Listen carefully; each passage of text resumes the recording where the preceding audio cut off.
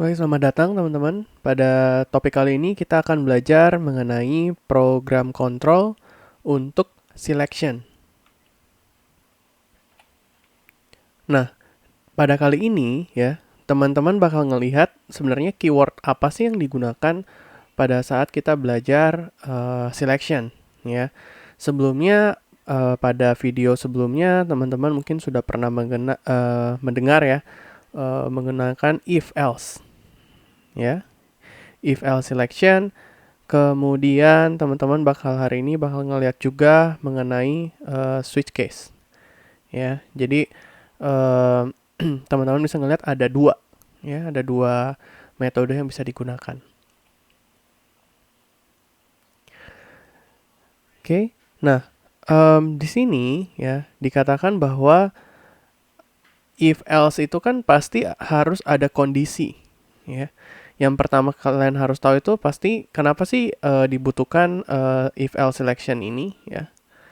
Karena akan pasti ada conditions yang dimana di dalam kondisi tersebut akan banyak beberapa apa ya istilahnya kondisi-kondisi tertentu. Ada kondisi pertama, ada kondisi kedua, dan kondisi yang ketiga. Dan setiap kondisi ini punya action yang harus dilakukan. Contohnya kondisi yang pertama dia harus melakukan action A, kondisi yang kedua dia harus melakukan action B, dan yang ketiga dia harus melakukan action C. Ya, jadi intinya pada saat dia berada di kondisi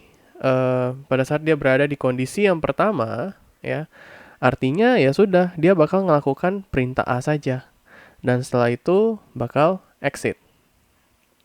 Oke, kalau misalkan dia berada di kondisi yang ketiga, so artinya dia bakal ngelakuin kondisi ketiga, ya, baru dia melanjutkan ke statement-statement yang berikutnya. Oke. Nah, di sini kalau kita perhatikan ada beberapa part yang teman-teman harus tahu, ya. Nah, kalau untuk if else ini, ya, pastinya yang berada di dalam kurung ini, ya, ini adalah kondisi. Oke. Ini teman-teman harus tahu ini adalah kondisi. Oke. Dan kondisi ini kita harus cek validitasnya apakah dia true atau apakah dia false. Kalau dia true, ya. Kalau misalkan nilainya ini adalah true, ya. Misalkan yang ini adalah true, so artinya dia akan melakukan statement-statement yang ada di dalamnya. Kalau misalkan dia false, ya dia bakal jalanin yang di luar dari statement if ini, itu yang di bawahnya. Oke. Nah, tadi udah disampaikan bahwa if selection ini punya beberapa kondisi ya. Cuma untuk teman-teman baru belajar awal-awal ya, asumsikan bahwa ada kondisi benar atau salah gitu ya, gampangnya. Kalau dia benar, dia bakal ngelakuin suatu statement, ya. Dalam hal ini kalau salah juga ya sebenarnya dia bisa melakukan suatu statement juga, ya. Oke, ini adalah contohnya ya. Nah, kalau teman-teman perhatiin ya, langsung lihat saja di bawahnya ya. Berarti di sini ada kondisi. Oke. Ini adalah kondisi 1. Oke. Dan yang berada di dalam sini ini adalah kondisi 2. Artinya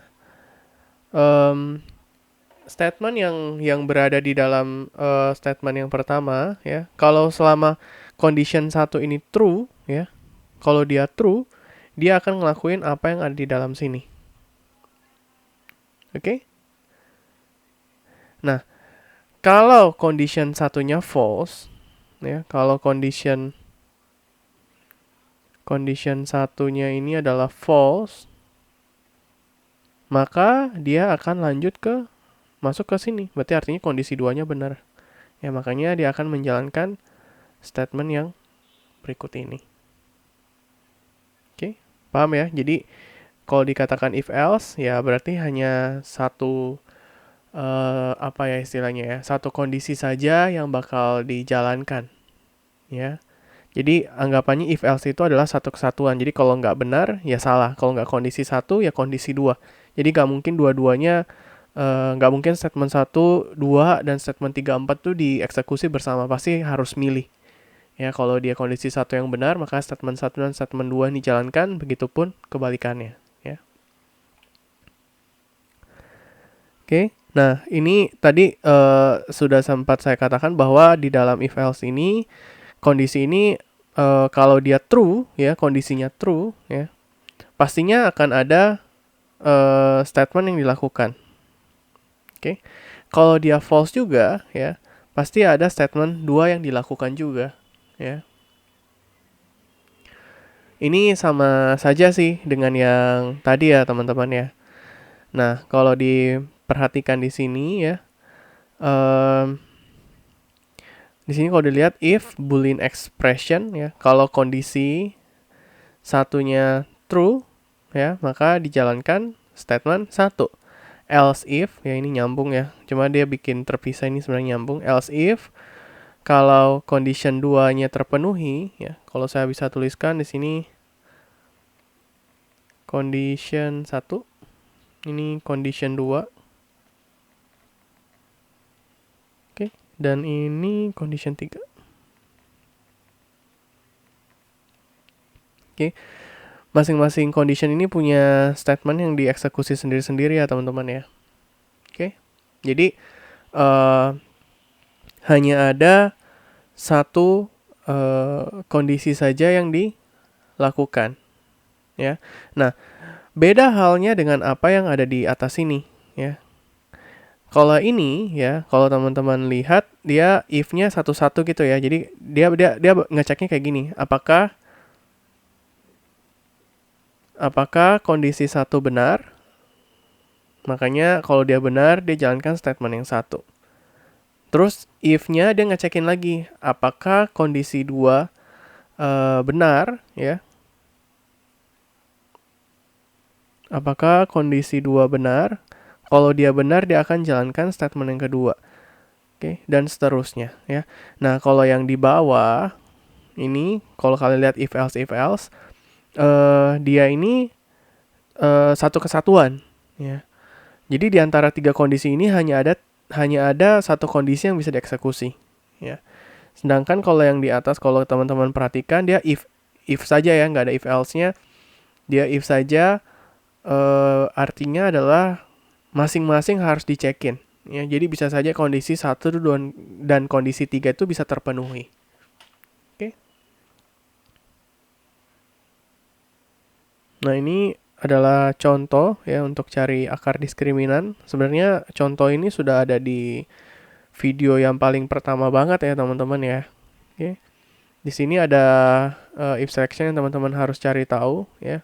Jadi ada 2 kondisi di mana kalau diskriminannya lebih besar sama dengan 0 atau dia lebih kecil dari 0 ya. Kalau dia lebih besar sama dengan ya dilakukan ini calculate x1 dan x2-nya ya menggunakan rumus ini.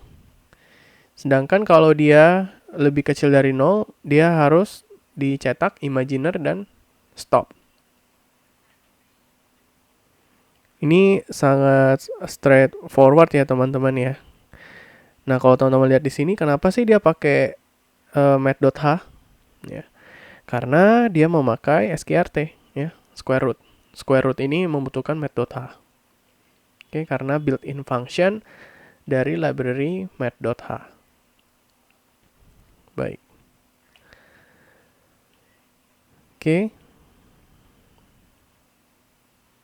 Ini juga sebenarnya sama saja ya. Ini bikin bikin kalkulator program. Ya, kalkulator program. Ini kalau teman-teman lihat ada while 1 ya. 1 ini kan true, while true. Artinya si program ini bakal looping forever terus nih di dalam sini. Ya, dia akan terus berulang-ulang kali. Ya, while true. Di sini kalau diperhatikan teman-teman disuruh type vol 1, operator vol 2. Jadi teman-teman disuruh ngisi ya value ya. Value satunya apa? Di sini kan scanf ya. Value 1 operatornya apa dan value 2 apa. Nah, kalau dicek kalau operatornya dia plus, ya lakukan apa, kalau dia minus lakukan apa. Kan operator di sini kan cuma satu ya. Makanya dia pakai if else ya. If else. Oke, jadi teman-teman paham ya. Kapan harus dipakai if, kapan harus dipakai if else. Nah, kemudian di sini kalau diperhatikan ya, di sini dikatakan contoh dari unclear if statement ya. Kita coba lihat. Di sini integer degree, ini inisialisasi ya. Printf, kemudian scanf degree-nya benar.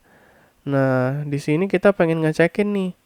If degree lebih kecil 80, terus di sini lagi di bawahnya tulis if degree lebih besar 30. Oke. Ini agak ambigu ya, teman-teman ya. Mau yang mana nih perintahnya? Apakah yang dimaksud itu apakah X lebih besar 30 gitu ya? Atau mungkin ibaratnya itu dituliskan kayak gini. 30 ya. X 80. Ya. Apakah yang dimaksudkan kayak gini? Ya, ini harus benar-benar di clear ya, teman-teman, harus benar-benar clear mau yang mana ya.